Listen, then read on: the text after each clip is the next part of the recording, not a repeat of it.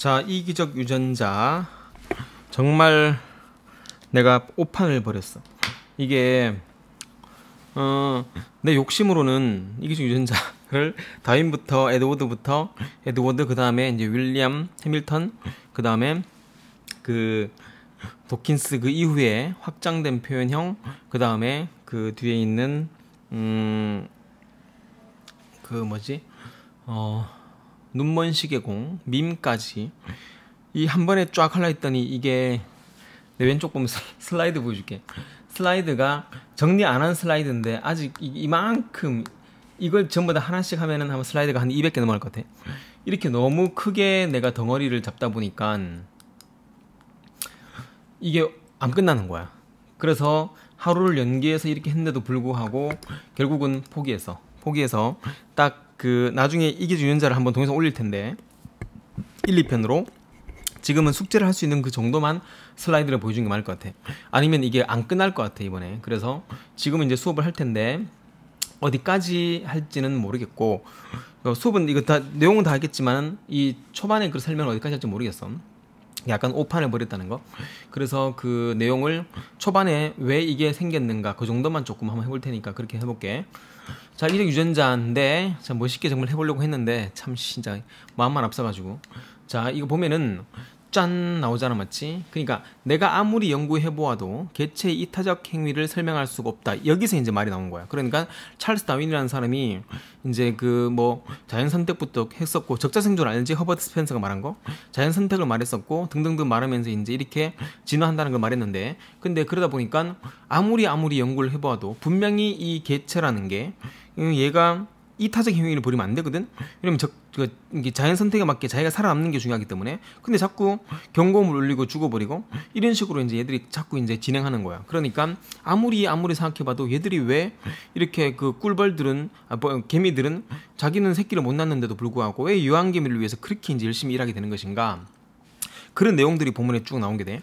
모든 이제 일반적인 그 논쟁의 시작은 이건 거야. 그러니까 그냥 읽는 게 아니고 논쟁의 시작이 왜 이 동물들이 이타적 행위를 하는 것인가, 그게 중심인 거야.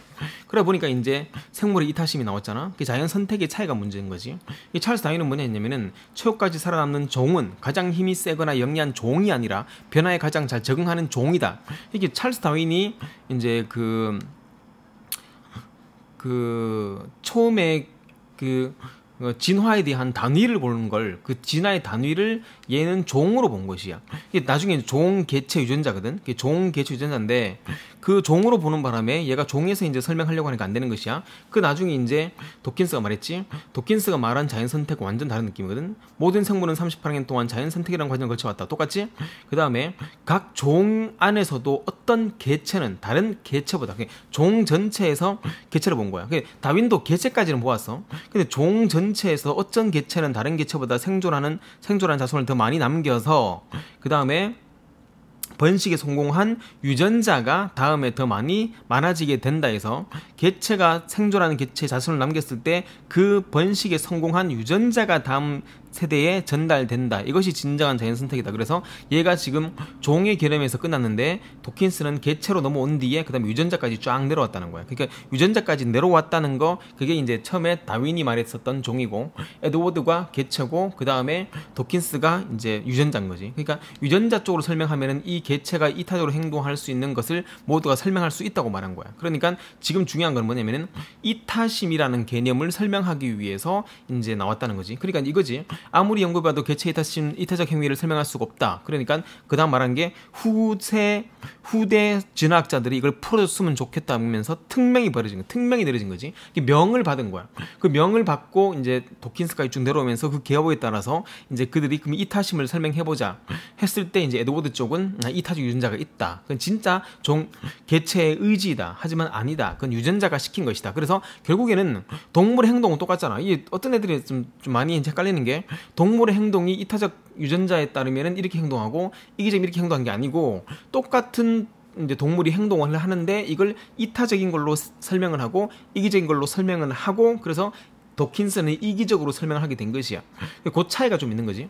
그러니까 지금 내용 보면은 전부 다 유전자가 시켰다는 그런 증거를 하나씩 그렇게 맞게 풀어나가는 건데, 안 풀어진 것도 누가 풀어서 그 다음에 이 도킨스가 그 다음 개정판에 또 집어넣고 또 집어넣고, 그 자하비 이론이 바로 그거든. 자하비 이론은 원래 몰랐던 건데 자하비라는 사람이 말하기 때문에 또 그걸 집어넣고 해가지고 계속 이쪽으로 이제 연구를 하게 되는 것이라고. 그러니까 이타적 유전자를 먼저 볼게. 이타적 유전자는 뭐냐면은 이타적이다. 이게 이제 도킨스가 있기 전에 이제 뭐 윈 에드워드라는 사람이 말한 건데, 그 종 자체는 인사이트, 통찰력이 있는 거야. 이게 개체가 그냥 개체라는 것은 딱 필요 없어. 나야 나. 동물 한 마리거든. 동물 한 마리가 그렇게 행동을 하는 것은 자기의 통찰력이 있기 때문에 자신의 의지로 한 것이야. 그러니까 자연 선택의 단위를 유전자 개념보다는 종 또는 개체 개념으로 이제 본 것이지, 협동하는 그런 이타적 개체들이 모인 종끼리 경쟁을 하게 될 때, 종과 종의 경쟁일 때 그때 더 이제 발전한다는 그 말이잖아. 이때 경쟁을 막 죽이고 이런 것보다는 이 종과 이 종이 서로 이타적 개체를 모여서 경쟁했을 때 이 종들이 둘 다가 다 상생하게 되는 그런 경우가 있다는 그 말인 거야. 따라서 종 내의 다른 개체들의 생존을 위해서 자신을 희생하는 그런 경우가 있는데, 그 희생하는 경우를 어떻게 보라고? 유전자가 시킨 게 아니고 자기의 의지로, 통찰력으로 자기가 이제 이렇게 하면은 종 전체의 이익이 되기 때문이야 해서 이제 집단 선택론 같은 게 나온 거지. 종의 학살인데 이타적 행동을 하는 이타통의 이익이 이기적 유전자의 그런 이익보다 더 종 확산이 크다 이 말이겠지. 얘가 이제 이렇게 행동하는 이유는 종 전체를 위하는 그러한 의지로 한 것이야. 단점 뭐냐면은 이렇게 그러면 이타적 개체가 이제 이타적으로 행동하게 되면은 결국 이타적 개체들은 전부 다 경고음 울리고 죽어버리잖아. 그러면 결국은 이타적인 놈은 다 죽어버리는 거지. 그럼 결국 이기적 개체만 남는 중인데, 그럼 종은 멸종할 텐데 멸종 안 하고 있는 중이지 않겠냐? 이 설명을 가지고 이제 못하는 것이야. 그러니까 이 이타적 유전자의 단점 뭐냐면은 종이 자신의 의지로 했다면은, 인사이트로 했다면은 분명히 이타적 개체들은 사라지고 이기적 개체만 남게 되는데, 그때 종이 왜 멸종하지 않고 살아남았냐? 이렇게 이제 쭉 설명해 나가는 거고, 나중에 이걸 좀 깊이 설명하면은 이게 또 그 행동 경작으로 빠지거든. 그러니까 지금은 그렇게 안 할게. 나중에 한번 동영상 올려줄 테니까. 두 번째 뭐냐면은 이기적 유전자야. 이거는 인스팅트, 본능이거든. 유전자의 본성인 거야. 이게 도킨스의 이기적 유전자 보면은 이게 나와. 유전자의 본성이랑 유전자의 그런 본성, 인스팅트가 있는 건데, 이게 이제 진 셀렉션이야. 그 위에는 뭐냐면은 그룹 셀렉션, 집단 선택이거든. 집단 선택설은 이제 종을 위해서 자기가 이제 의지로 희생을 한다는 그 말이고, 얘는 아니야, 그런 게 어딨냐, 얘는 유전자 선택이란 말이지. 도킨스만 했고 유전자가 시켰다는 거야. 나는 당연히 이따 말하겠지만 그냥 그 하나의 기계인 거야, 기계. 그러니까 이제 딱 그 심신 이원론의 그 내용과 비슷하잖아, 맞지? 그 유전자가 내 몸속에 어딘가 있고 걔가 지시하는 대로 나의 몸이 따라가는 것뿐이야. 그래서 내가 지금 여기 있는 거 수업하는 것도 전부 다 유전자가 시킨 것이야. 이렇게 되는 건데 약간 오해 소지가 좀 있긴 있어. 어쨌든 자연 선택 단위를 유전자까지 낮춘 거지. 그래서 종, 개체, 유전자까지 낮춰가지고 설명한 것이고, 이게 유전자가 시켜서 이타적으로 행동할 뿐이야. 내가 이타적으로 행동한 것, 다시 한번 아까 말했잖아. 이게 모든 그 논쟁의 중심은 뭐냐면 이타적인 행동을 설명할 수 없는데, 이 아까 에드워드 이타적 유전자는 걔 이타적 행동한 이유가 자신의 그러한 의지이다. 하지만 이기적 유전자는 그 이기적 유전자가 시켜서 이타적 행동을 한 것이다. 따라서 이기적 행동이 아니고 이타적 행동을 한 것처럼 보이는 건 전부 다 유전자가 시킨 것이야. 그러니까 행동은 이타적으로 우리가 하는데 그거는 유전자가 이기적이라는 그 말이거든. 이제 이따 볼게. 개체 사이의 유전자 관련성이 근연도인데, 이제 이 얘가 나랑 얼마나 뭐 하는가? 이제 가까운 친척인가에 따라서 개체들에게 이타적 행동을 하는 것처럼 보이는 거야. 근데 그거 전부 다 이제 자기의 그러한 그 근연도에 따라 달려있단 말이겠지. 하다 보면 굉장히 많은 의문점이 생겨. 의문점을 하나하나 이제 서로 토론하면서 가는 게 맞는 것 같아. 질문을 올리면은 이타적 행위를 통한 이익보다 이기적 유전자의 이익이 훨씬 더 크다 이거 말이지. 단점 뭐냐면은 그 모든 동물이 이기적 유전자에 지배된다면은 인간이 이타적 행위 이성은 어떻게 설명할 것인가? 이게 설명 못하는 거야. 그래서 나온 게 밈이라는 거지. 그래서 나중에 이제 한마디 하게 되는 것도 내가 말해주겠지만, 결국 이제 그 인간은 동물과는 다르게 유일하게 그 나중에 말해 유전자, 이기적 유전자를 뭐라고 하냐면은 도킨스가 마지막 챕터에 말하기를 이기적 유전자의 폭정에 맞설 수 있는 것은 인간밖에 없다. 인간의 이성으로 미임을 통해서 이제 다른 방식으로 전달하게 된 것이야. 그럼 또 여기도 또 지문이 생기는 거야. 그럼 유전자가 그 폭정을 내버려 두겠냐 이 말이겠지. 근데 그 설명 안 해. 내 생각일 뿐이야. 각각 단점이 있어. 그러니까 이기적 유전자라는 건 셀피쉬는 1976년에 됐었고 지금 계속 이제 개정판이 나오는 중인데 그 뒤에 또 여러 가지 책을 쓰게 되지. 이때 이기적이라는 게 중요한데 이제 이거지. 이기적이란 말은 무엇인가? 이기적이란 말은 자기 복제에 유리한 특성을 지닌다는 게 이기적이고, 그러니까 이 유전자가 복제만 할 수 있다면 수단과 방법을 가리지 않는 거고, 유전자는 자기 복제하는 존재가 되는 건데 이걸 합해가지고 이제 이기적 유전자를 하는 거야. 이 내용 자체가 조금 좀 어려워. 그러니까 이제 이걸 좀 설명해 주려고 해. 어쨌든 하고 싶은 말은 이제 책 제목의 강조점은 이기적이란 말을 이제 나중에 이제 도킨스가 말하지. 책 제목이 조금 이기적이라는 게 조금 오해 소지가 있고 너무 많은 사람들이 조금 그에 대해서 혼란스러워하는 것 같아요. 그래서 나중에 유전자 책 제목을 좀 바꾸고 싶어해. 그래서 책 제목을 이기적이란 말을 중심 두지 말고 자기 복제하는 그런 존재, 유전자가 자기 복제를 위해서 어떤 수단과 방법을 가리지 않는 그걸 중심으로 봐야 되는데 사람들은 이기적이야. 그러니까 인간도 이기적이야. 아니 인간은 기계라니까. 우리가 인공지능한테 이제 만약 우리 다른 거 보면은 유전자가 그 다음에 그 우리한테 시킨 거고, 그럼 우리 몸이잖아, 맞지? 우린 기계인 거야. 그럼 우리가 또 인공지능 만들었잖아. 그 인공지능 우리 기계인 거야. 그럼 인공지능이 잘못했냐? 우리가 프로그램을 잘못한 것 뿐이잖아. 그러니까 하고 싶은 말은 유전자 이쪽에 관점을 주는 게 맞다는 그 말이야. 나중에 자세히 설명해 줄게. 이쪽으로 보는 도록 하고, 나중에 이제 유전자가 자기 복제를 위해 만들어 놓은 우리는 뭐라고? 바로 이거라고 말하지.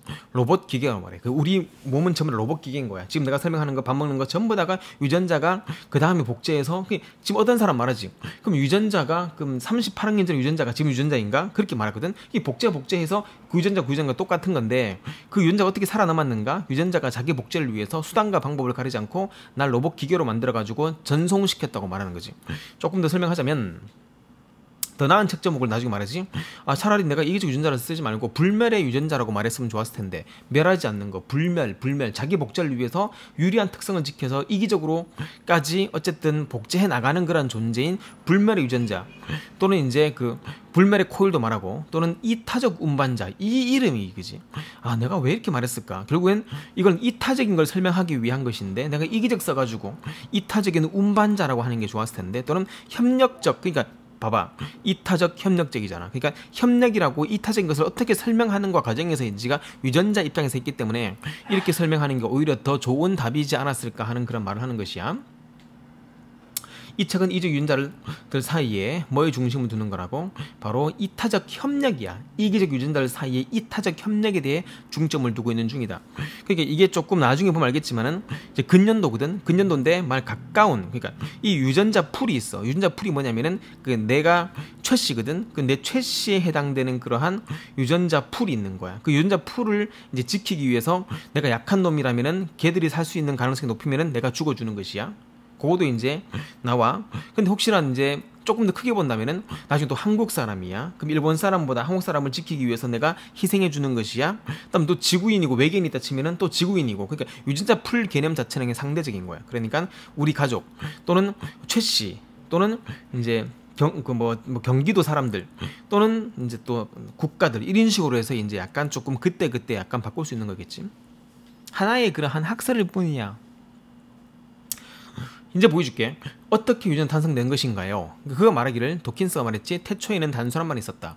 이 태초에는 물과 암모니아와 메탄과 이산화탄소가 있었거든. 그런데 어느 날 갑자기 빵 치면서 38학년 전에 번개가 친 것이야. 번개가 쳐가지고 화학 반응이 생겨서 그 다음에 얘가 이제 단백질을 포함한 유기물이 탄생된 것이야. 최초로 유기물이 탄생된 것이거든.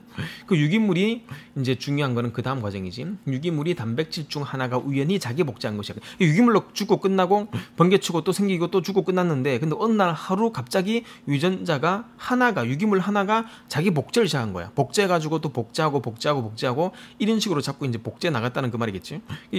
자기 복제가 중요해. 자기 복제해서 지금까지 38년 동안 하나씩 복제하면서 지금까지 내려왔다는 그 말인 것이야. 우연히 자기 복제를 하게 된 것이겠지. 그 우연이란 그런 상황이 약간 조금 너무 무책임하지 않냐 이런 말 할 수 있겠지만, 이때 우연히 자기 복제한 놈을 자기 복제자라고 이제 책에서 말하고 있는 중이지. 그런 다음에 얘가 쭉 나와가지고 그다음 하는 게 뭐냐면은, 자, 이가 약간 좀 유전자가 생겼지. 이게 유전자인 거야. 자기 복제하는 유전자거든. 근데 얘가 쭉 하다 보니까 38년 전 최초의 자기 복제자가 원시당에 출현하게 된 것이야. 그러니까 내가 출현해가지고 자기 복제를 하는 건데 다른 놈들은 복제 안 하거든. 그러니까 나는 복제하게 되었어. 이제 복제자가 조금씩 또 한 놈, 그 한 놈이 살아남아가지고 계속 복제 과정의 오류. 이 오류가 사실 이제 돌연변이거든. 복제 과정의 오류로 다양한 자기 복제가 생긴 것이야. 그러니까 최초의 우연히 자기 복제 그 유기물이 생겼고, 그리고 또 우연찮게 또 자기 복제자가 생겼고, 복제자가 또 계속 이제 돌연변이 하다 보니까 이런 놈, 이런 놈, 이런 놈, 이런 놈이 막 생기된 것이야. 그 다음에 이런 놈들이 총합해가지고 자기 복제자의 습성을 이제 갖게 되는데, 그게 생존 본능. 내가 최대한 내가 뭐 하자, 후손을 남기자. 그러니까 이제 진화의 최종 목적은 번식인 거야. 번식하려면 어떻게 해야 돼? 얘는 자기 복제자가 얼마나 약한 놈인데 이 유전자 한 개가 어떻게 복제하게 되겠어? 어떻게 자기가 생존할 수 있겠냐고. 그래서 이제 얘가 최종적으로 찾은 게 뭐냐면 이것이겠지. 봐봐, 그러니까 이게 이제 자기 복제한 놈끼리 조금 비슷한 놈들이야. 사실 이게 최초 하나에 나온 것이지. 근데 돌연변이 하면서 이렇게 됐는데, 얘들이 근년도가 조금 가까운 거야. 근년도는 근친이잖아. 근친, 가까울 근자인데, 얘가 이제 뭐 우리 가족들 비슷한 거, 형제, 자매, 엄마, 아빠, 아들, 뭐 누나, 동생 이렇게 됐는데, 얘들이 이렇게 하니까 너무 힘이 없는 거야. 그러다 보니까 이제 색깔 입혀야 되는데 못 입혔어. 다른 단백질과 경쟁하기 위해 동일한 단백질끼리 모여서 세포라는 보호막을 형성하게 되었어. 그러니까 서로 경쟁하기 위해서 상생하게 된 거랑 비슷한 건데, 최초의 그런 세포가 이제 생성된 것이겠지. 세포를 지켜주고 운반해주고 보호해줄 생존기가 필요한 거야. 자신을 생존시켜 운반하기 위한 운반자가 필요한 것이겠지. 이걸 자기 복제자로 하는 건데, 자기 복제자는 유전자고, 그 다음에 운반자가 생존기계야. 유전자가 운반자가 필요한 거야. 자기 복제자인 유전자가 운반자가 필요한데, 운반자가 누구라고? 너희들인 거야. 그러니까 원숭이는 나무 위에서 유전자를 유지하는 운반 기계이며, 물고기는 물 속에서 그 물 안에 있는 유전자, 물고기 유전자, 물 안에 있는 그런 유전자를 유지하는 기계이며, 유전자는 하나인데 물 안에 있으면 물고기가 이제 운반 기계 되는 거고, 원숭이면 나무 위에서는 원숭이가 되는 것이며, 들판에서 강하고 싶으면 사자가 안에 유전자가 사자를 이제 사용하는 것이며, 각각의 그 원숭이 물고기를 걔들이 그 유전자가 걔들을 번식시키려고 이제 계속 적응하면서 자연 선택해왔다는 그거 말을 되겠지. 그러니까 얘들이 그냥은 못 사니까 뭐 한 거야? 최초로 세포로 만든 거야. 세포를 쫙 만들었거든. 세포 만드는 뒤에 그 다음에 이게 원숭이 안에 들어가면은 원숭이의 이제 유전자가 되어서 얘를 운반자로 선택하는 건 기계로 선택하는 것이야. 우리는 모두 기계라는 거지. 또 한 번 얘가 물고기에 들어간다면은 이 물고기의 그러한 세포 안에 유전자가 들어가지고 얘들이 막 조종하는 거지. 그래서 모든 얘는 기계일 뿐이라는 그 말이 되는 것이야.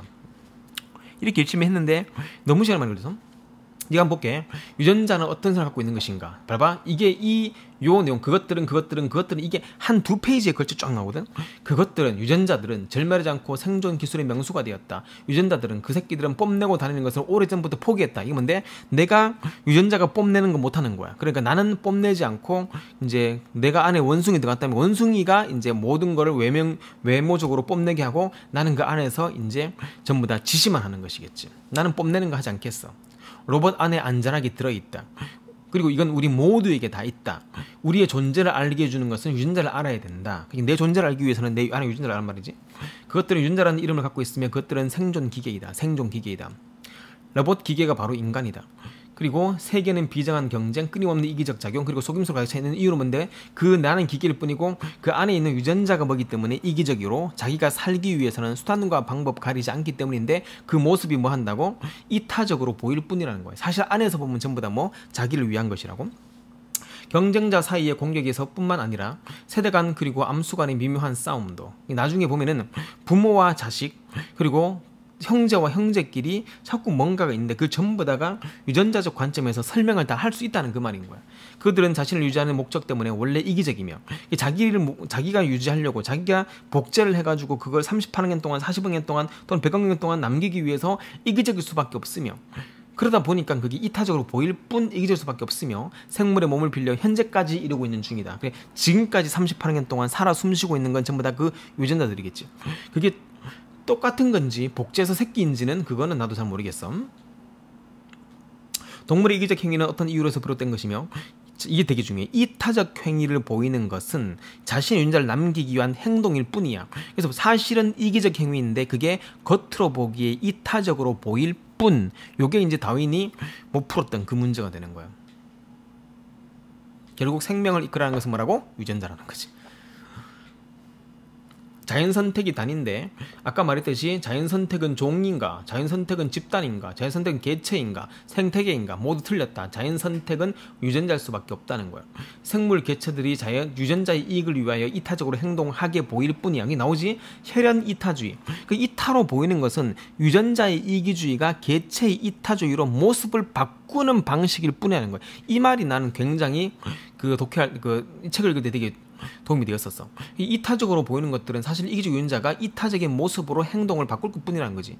하지만 그럼 다시 말하면 이타적으로 행동하는 것 자체가 전부 다 뭐라고? 그 이기적인 그런 목적으로 이기적인 행위인데 우리가 보기에 못 풀었을 뿐이지 이타적인 그러한 그 행위는 전부 다 이기적인 건데 그 이타적인 것처럼 보이는 것을 지금 하나씩 풀어주고 있는 중인 거야, 얘가. 요쪽이 근년도라는 건데 근년도에 대해서 말한 것 중에서 이제 이건데 이거는 아마 우리나라 사람이 번역하면서 말했던 것 같아.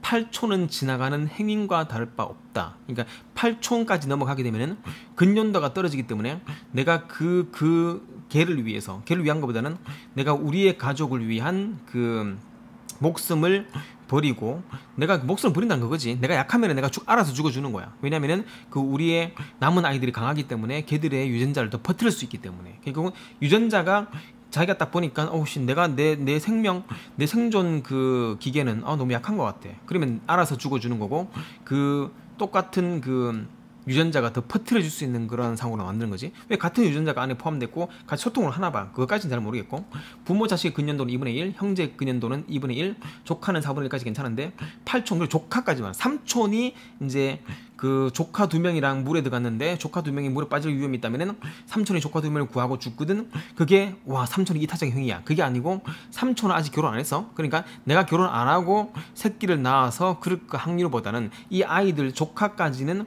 얘들이 살아서 유전자를 그렇게 번질 수 있는 확률이 높다 해가지고 삼촌 안에 있는 유전자가 빨리 알아서 죽어주는 거고 대신 그 조카인 유전자한테 말하지 너가 이걸 키우라고 이런 식으로 말한 것 같아. 이게 소통이 되는 것 같은 느낌이 들어. 조카는 3분의 1인데 8촌까지 넘어가면 238분의 1이거든. 이때부터는 아무런 의미가 없다고 말해. 그러니까 이 정도까지 근년도가 높기 때문에 근년도가 가까울수록 알아서 뒤져주는 것이야.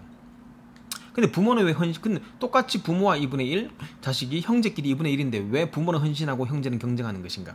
이거는 밑에 보면 형제는 처음부터 한정된 양육 총량 때문이에요. 그래서 부모가 줄 수 있는 거는 양 자체가 총량적이고 정해져 있기 때문에 마치 인지총량제처럼 그러니까 경쟁 관계에 있을 수밖에 없다는 그 뜻이고 그것도 이제 수학적 계산을 해놓았어.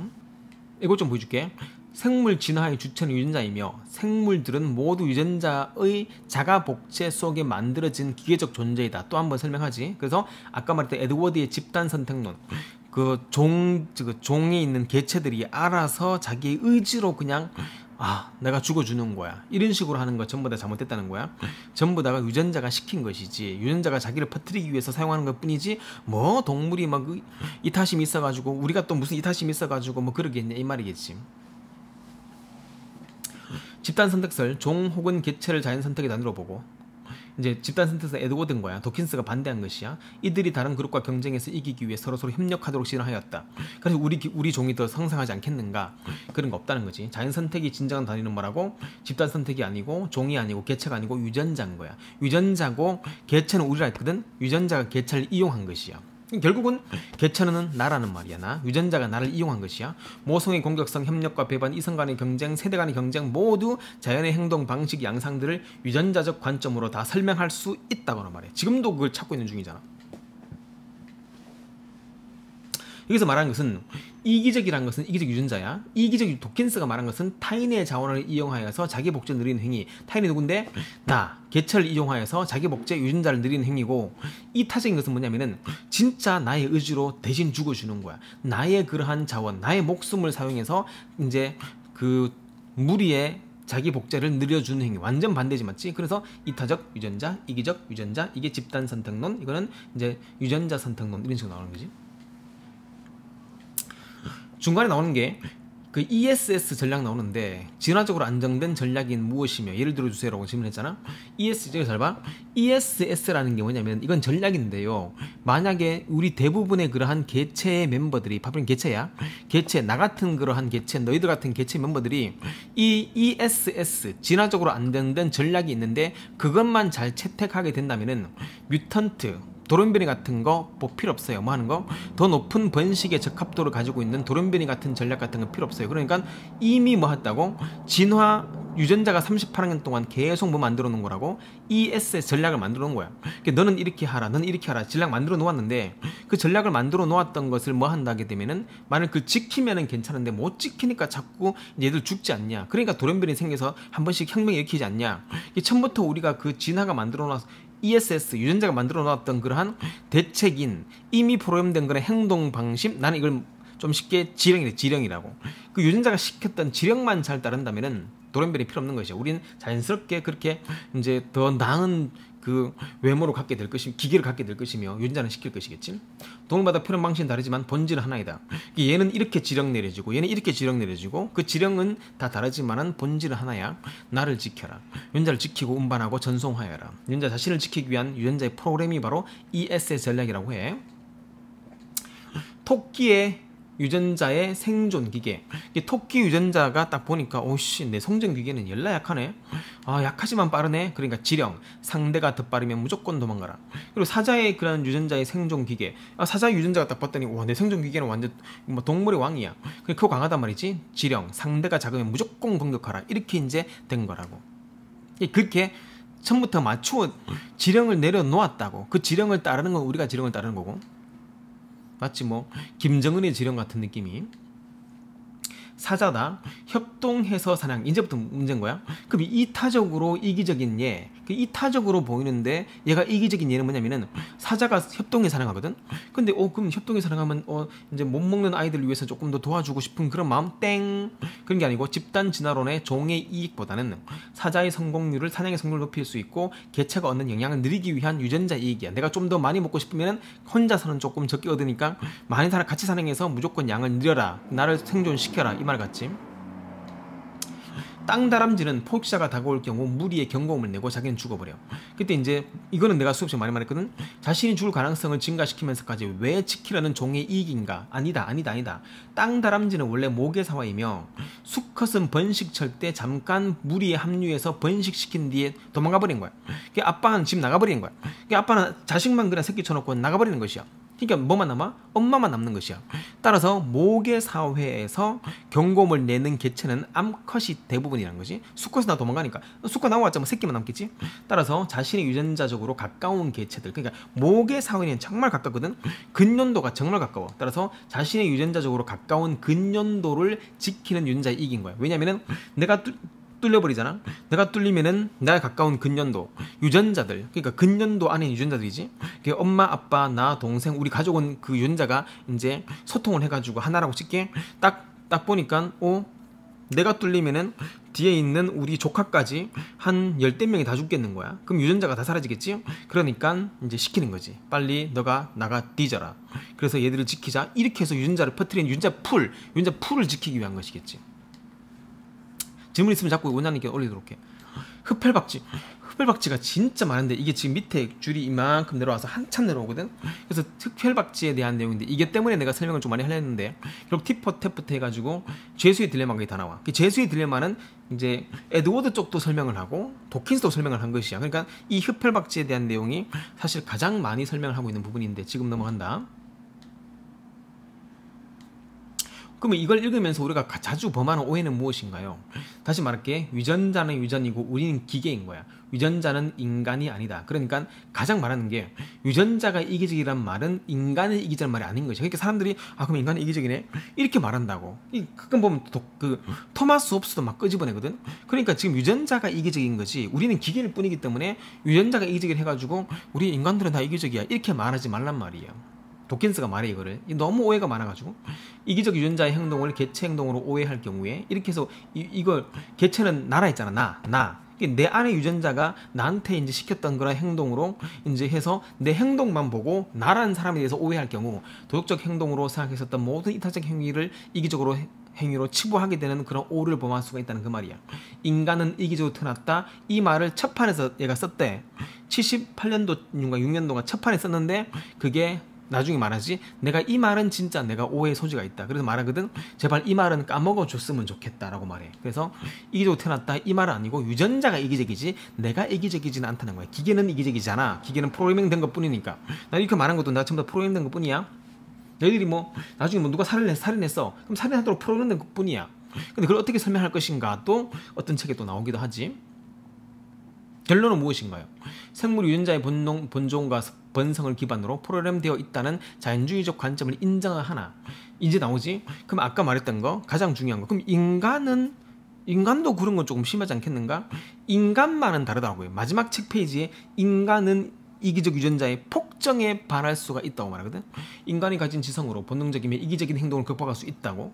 그리고 또한 순수하게 정의롭고 도덕적인 행동을 할 수 있다는 내용을 매표하고 있다. 이게 마지막에 얘가 이제 너무 이러니까 너무 전부다가 그럼 전 세상에 전부 다 이기적인 유전자에 따라 간다면은 이건 너무 이제 인간조차 기계네요. 그러니까 인간만은 지성을 가지고 있어. 그렇기 때문에 그 지성으로서 유전자의 그런 안에 나오는 그런 본성의 폭정을 억누를 수 있어. 그러면 이제 나오지. 이제 우리 이성과 본성이 한판 싸움할 때 본성은 유전자가 시킨 것이고 이성은 인간이 지성으로서 뭐 하는 거라고 그거를 억누를 수 있는 그러한 능력이 있다는 그 말이겠지. 근데 그럼 문제가 되게 많아. 그럼 지성이란 것도 그럼 유전자가 준 게 아닌가 이렇게 말할 수도 있는 거고. 그리고 이제 또 그럼 만일 우리가 인간 지성을 이렇게 표현할 수 있도록 유전자가 우리 내버려 두는가 그것도 이제 계속 질문이 생기겠지. 뭔지 알겠네 무슨 말인지 내 말? 이게 밈이 나온 거란 말이지. 복제 유전자는 두 가지야. 일단은 생물 유전자가 있고 문화 유전자가 있다는 그 말인데 그것까지는 깊이 안 나갈게.